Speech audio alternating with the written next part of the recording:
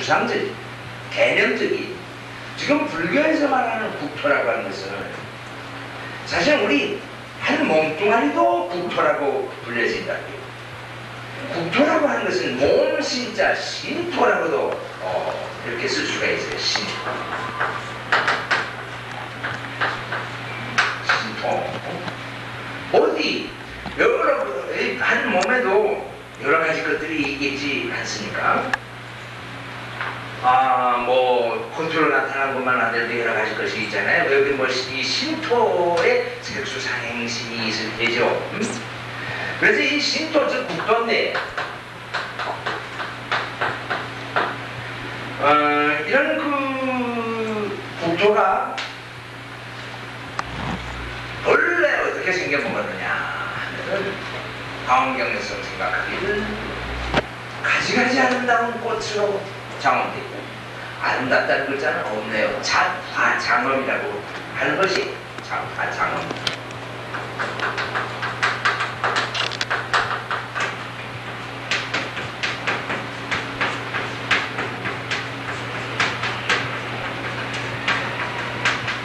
이게 줄여서 화엄입니다.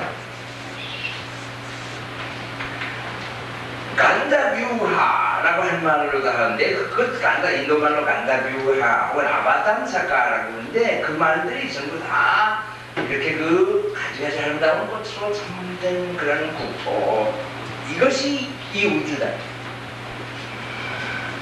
여기 국토라고 하는 것은 많은 것들이 한 몸을 형성하고 있는 그 현장을 국토라고 해요. 국토가 여기 있습니다. 생각하고 국토가 여기 있습니다. 옛날에 중생이라는 말하고 이 국토라는 말이 두 개가 있는데 재밌는 그 한 가지 얘기했어요. 옛날에 저게 석가모니 부처님이 아직 석가 보살일 때 그때 또 미륵 보살이 같이 있었는데 이 두 사람이 같은 부처님 밑에서 공부를 했다.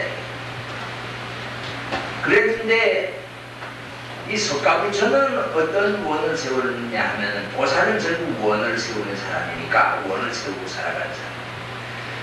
석가보살은 무엇을 하겠다고 원을 세우냐면은 모든 중생들을 다 받아들여서 섭수해서 장엄하겠다고 원을 세우고 중생을 섭수하고 섭수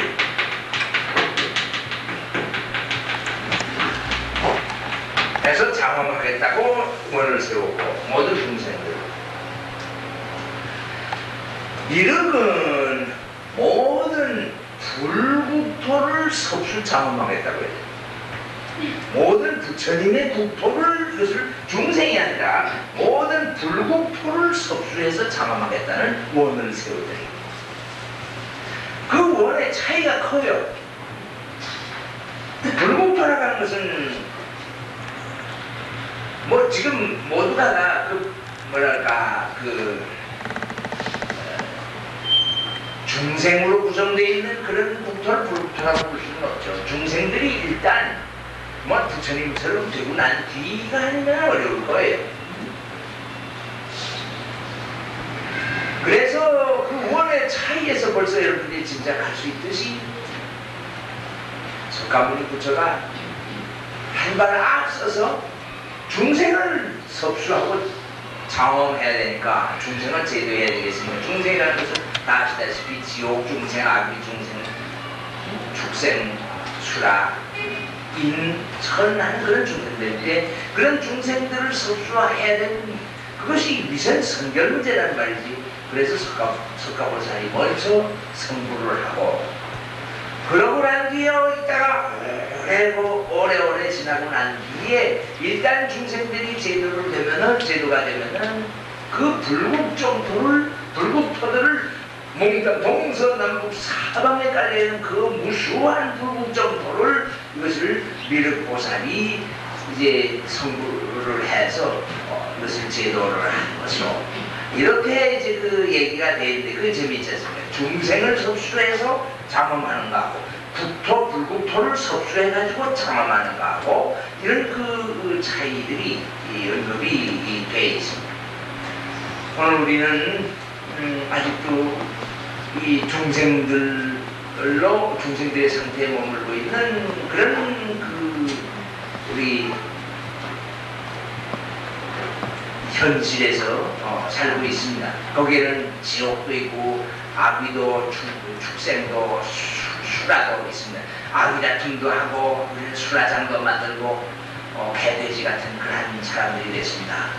그런 마음의 상태를 볼 것 같으면 그렇게 막지 못하고 그렇게 더러운 그런 상태에서 우리들이 살고 있습니다. 그러니까 정말 서가모니 부처님의 가르침을 따라가지고 가는 그런 그 처지라 이렇게 얘기할 수가 있겠는데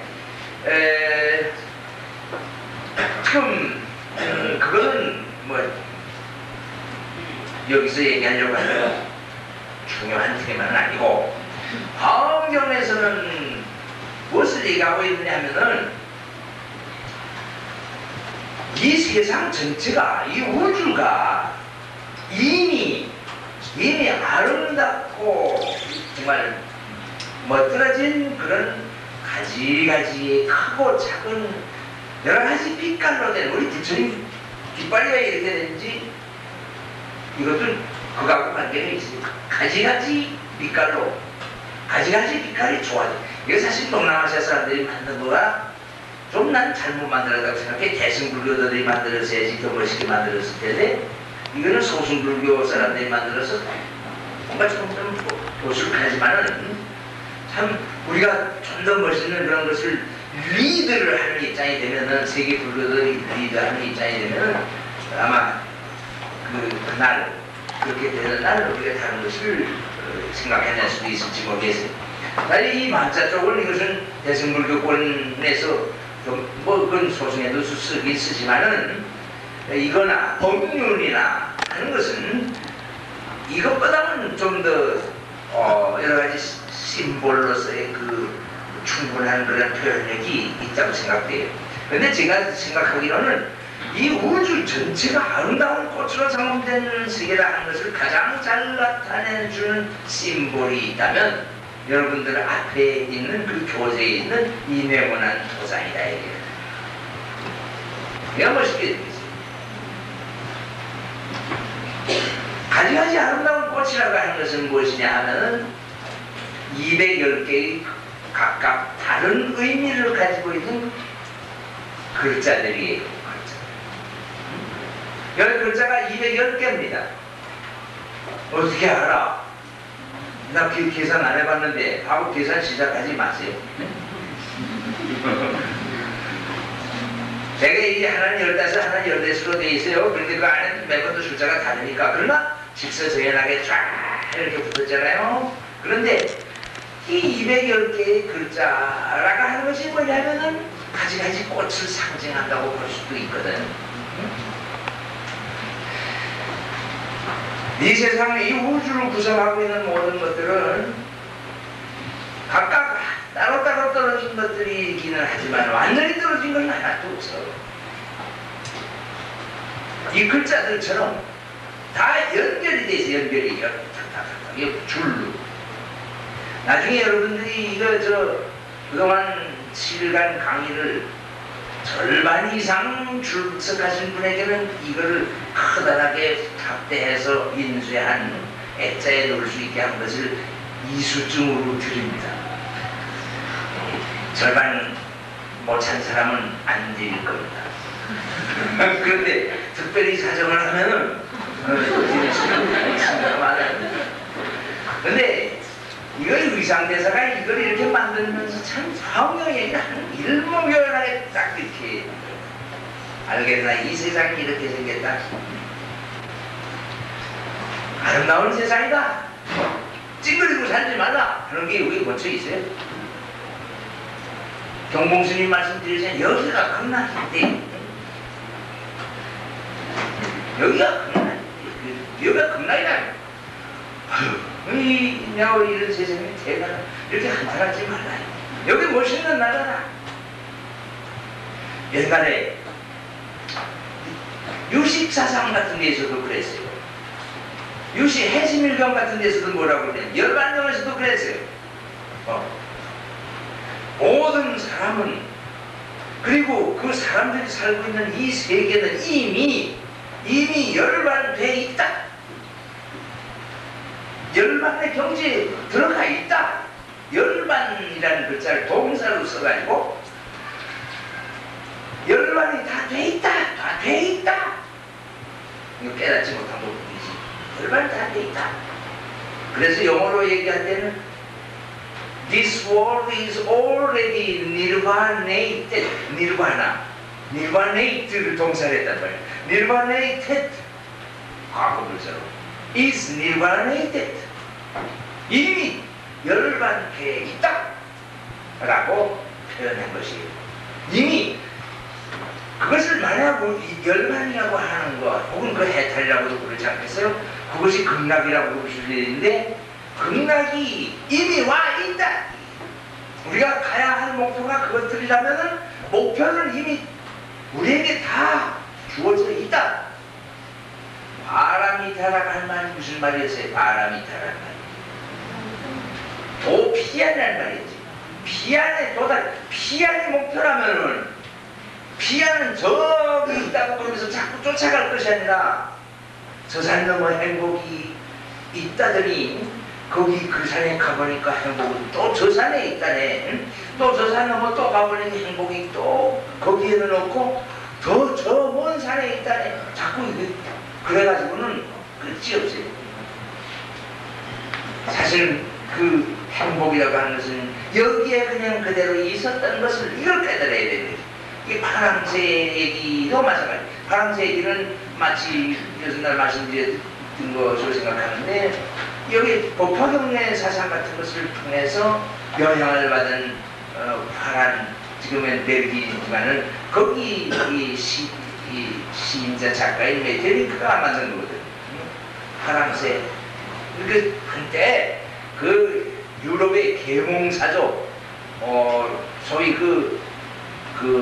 아우프클레rum이라고도 하고 하는 그런 시대가 있지만은, 그런 그 시대의 서구의 그 문화에는 이 동양의 이런 인도와 중국의 이 종교적인 영향이 굉장히 많이 가가지고 독일의 그것을 잘 알지. 어떻게 보면은 여기 혹시 크리스천이 있으면은 가서 다른 사람들한테 전하세요. 불교를 알고 나니까 내가 기독교를 더 잘할 것 같더라. 기독교의 잘못이 뭔지가 잘 보이더라. 지금 기독교가 잘못이 아니라 해석이 잘못들이 다 이렇게 보이더라. 이렇게 그 얘기를 해야 될 겁니다. 여기 이 우주에 시작과 끝이 있어. 이 우주, 그 시작과 끝이라는 것은 중심이라는 말이에요. 중심이라는 말. 그것이 없으면 온통 모든 질서가 전부 다 흐트러져 버리는 그 중심이 있단 말이에요. 이 세계의 중심이 있어. 이 세계의 중심이 뭔가 하니, 중심은 가운데, 이런 걸 그려놨을 때 가운데다가 뭘 하나 표시해야 될 텐데,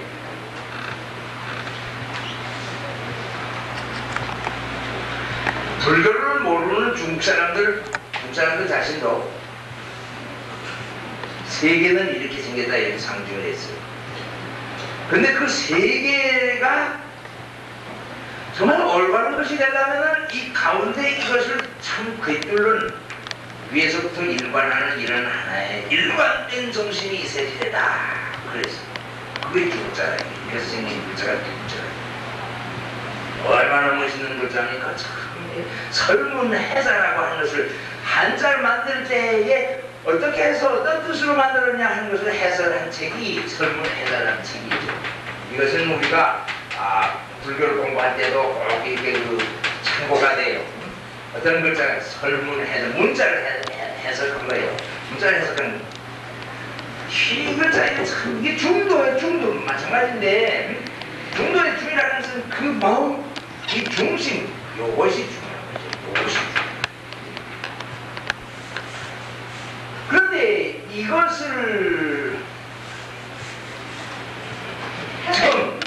이것을 지금 이 여러분들이 사람들이 가지고 있는 이 법궤도에서 보면은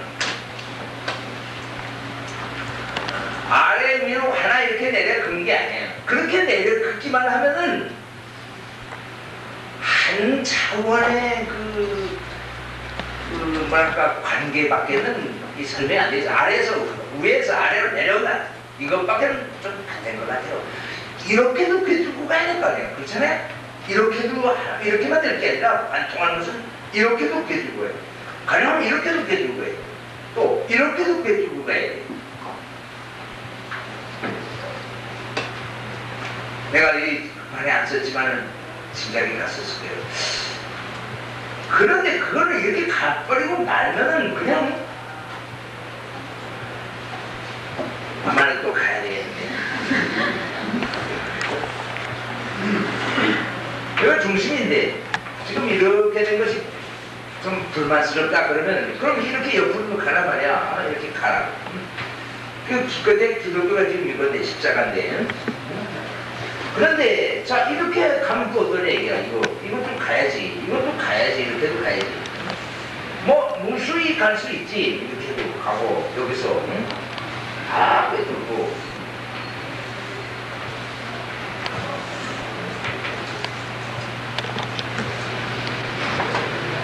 일본 그 태양을 상징하는 그 깃발 같기도 하고 요새 어디서 보니까 동교 마크가 이름 마크인 것 같아요.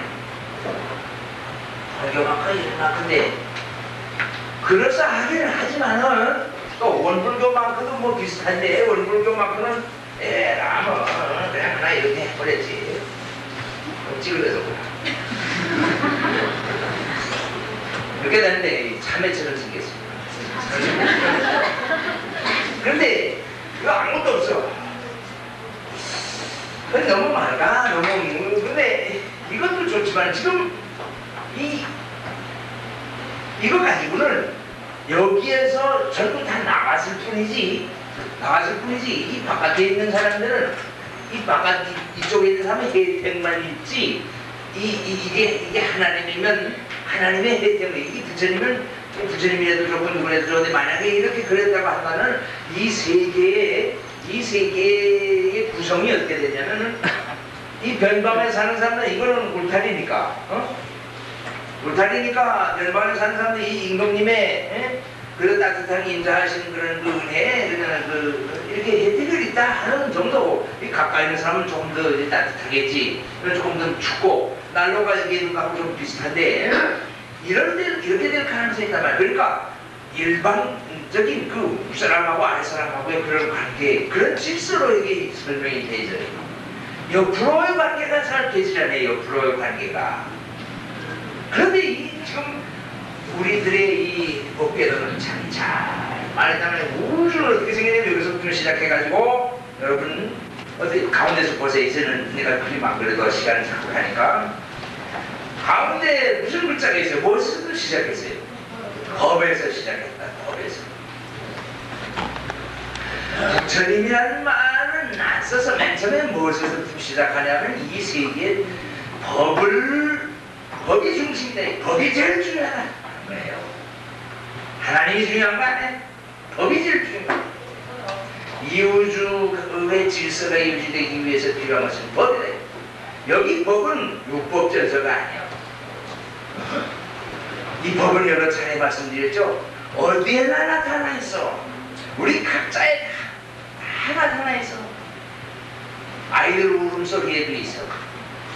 아니 닭이 우는 소리를 듣고 깨달은 분도 계신데 새벽 닭이 고견하고 우는 것을 듣고 깨달은 사람이 누구냐면 서산대사예요. 서산대사 깨달으면서 문득 하루아침에 그냥 아유 고견하면서 우는 바람에만 부처님 목소리를 들으듯이 깨달았거든. 또 어떻게 그 연수 과정에 무슨 산사에 갔다가 물소리를 들으면서 깨달을 수도 있고 어떤 비명소리를 들으면서 깨달을 수도 있고 새소리를 들으면서 깨달을 수도 있고 온갖 곳에 법이 있단 말이지. 법이라는 건 그때 법이라는 것은 진리도 되고 우주에 숨어있는 어떤 하나의 원리 원칙도 되고 법이라는 건 말로 이렇게 얘기할 수도 있고, 음악으로 얘기할 수도 있고, 그림으로 얘기할 수도 있고, 여러 가지로 설명할 수 있는 것들도 있어요. 미소로 여러 가지로 나타나는 게, 미소뿐만 아니라 인간의 그 하나하나의 제스처가 전부 다 법이다. 법은 거룩한 데만 있는 것이 아니라 일상생활 속에 다 있는 선사들이 뭐라고 하냐면은, 아니면 법을 뭐 대장경 속에만 찾니? 법은 어디에든지 다 있어. 법문을 이제 뭐 설한다. 말하려고 하면 이렇게 이런 입을 써야 되지만은, 이런 데 앉아가지고 경외 말씀을 쓰는 것만이 법문하는 건 아니다 이게요. 일상적인 얘기를 통해서도 얼마든지 법을 전달할 수가 있어. 이게 중요한 거예요. 도처에서 법을 발견하라. 그러니까 어떤 거룩한 말만이 법이 아니다. 밥 먹는 데도 있고 법은 있고, 또 화장실에 가는 데도 법은 있고, 하나도 무시할 것은 아무것도 없다. 차 마실 때 법은, 즐겁게 이야기하면서 담소할 때 그 모든 곳에 법은 다 있다. 인간이 있는 곳에 법은 있다. 아니 중생이 있는 곳에, 이 세상 모든 것이 있는 곳에. 옛날에 일본의 작가들 명치연간에 그래도 멋있는 사람들이 많이 나타나서, 우리들의 작가는 어떤 사람이 그런 비슷한 역할을 했는지 좀 빈약합니다만은, 일본의 나츠메 소세기 같은 사람, 뭐 이런 사람, 혹은 뭐 그 밖에 많은 사람들이 나타나가지고 제목만 봐도 말이지 참 근사한 그런 시인 또 얼마나 많았나. 오늘 아침인가 어떤 그 가정주부가 자기 남편이 무슨 병인지는 모르지만 죽을 고비를 헤매는 것을 보고 이제 시를 그때 적어뒀던 걸 이 텔레비에다가 KBS에 이제 보내가지고 채택이 돼가지고 오늘 같이 읽고 자기 얼굴 보여주고 이제 그런 것을 좀 봤습니다만, 그거 보면서 눈물이 나려고 그러는데요. 얼마나 진지하게 그 남편을 사랑하면서 그 간절히 기도하는, 그 사람이 예수 닦고 무정절에 그런데 기도를 해요. 그런 그 기도하는 그런 마음, 여기에 법이 있다는 것을 제가 느꼈습니다. 근데 그런 그 시인이, 작가니, 그런 사람들이 그런 법을 좀 나타내주면 좋겠는데, 요새는 그 법을 그리워하는 사람들이 많지 않은 것 같아요. 옛날에 내가 지금 여기서 생각나는 것은 뭐냐면, 모든 것이 전부 다 법이다 하는 얘기는 길바닥에 그냥 굴러다니는 돌, 우리말로 해가지고는 그게 잘 안 되는데 그대로 보내. 길가의 돌이라고 할까? 길가에 버려진 돌. 이런 그 제목, 이런 제목을 가지고서 여러 가지 얘기를 해나가신 돌, 아무것도 아닌 되는 대로 주먹, 이제 주말에 주먹은 주먹대로의 의미가 있지만은 뭐같이 생긴 그런 돌, 수석으로 가져가지 않는 그런 돌, 그 돌에도 우리는 눈을 뜨고 잘 그 법을 발견하려고 하면 가지가지 법을 거기서 다 발견할 수 있다는 말이에요. 모든 것 법 아닌 것이 없지. 그래서 그 법에서부터 시작해가지고 그 법 하나하나를 관찰하는 그런 정신에서 이렇게 살아가야 되는데, 그 법이 도처에 그냥 제대로 돼 있으면서 그 법이 없는 것 같아도 법이 살아있기 때문에 이 우주 자연, 축생도 많고 아귀도 많다고 하는 이 인간 세계가 그래도 망하지 않고 아웅다웅하다가는 또 하룻밤 자면은 또 조용한 분위기 속에서 새날의 아침이 밝는다. 이 우주 자연도 인간들이 못되게 보는 그런 그 고약한 인간의 그 짓거리를 봐서는 당장 파멸할 것 같은데도 국부적인 무슨 그 멕시코의 지진이나 폼페이의 최후의 날이다 이런 것은 있지만은 전체가 다 망하는 법은 없습니다. 해가 서쪽에서 뜨는 법도 없고 낮과 밤이 시간이 많이 연착이 되고 연발이 되는 그런 일도 해 뜨는 시간이 늦어지고 이런 것도 없어. 그저 규칙적으로 엄격하게 그것이 가고 있습니다. 가끔 가다가 돌풍 현상이